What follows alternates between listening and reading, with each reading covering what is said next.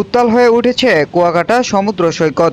বৈরী আবহাওয়ায় সৃষ্ট প্রবল ঢেউ এখন পর্যটকদের জন্য এক নতুন উদ্বেগের কারণ হয়ে দাঁড়িয়েছে।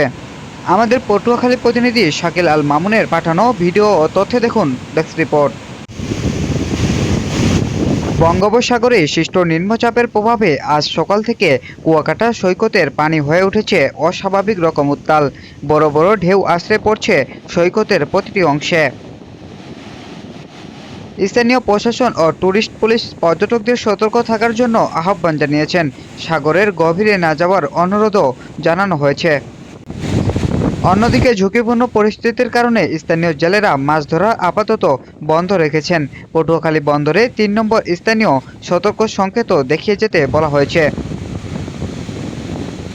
পর্যটন কেন্দ্র কুয়াকাটায় আপাতত কোনো বড় ধরনের দুর্ঘটনার খবর না থাকলেও উত্তাল সাগর ঘিরে উদ্বেগ থেকেই যাচ্ছে।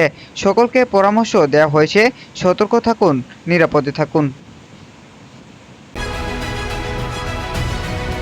দেশের খবর প্রতিদিন, সত্য প্রকাশে সারাক্ষণ, সবার আগে সব খবর পেতে চোখ রাখুন দেশের খবর প্রতিদিনে।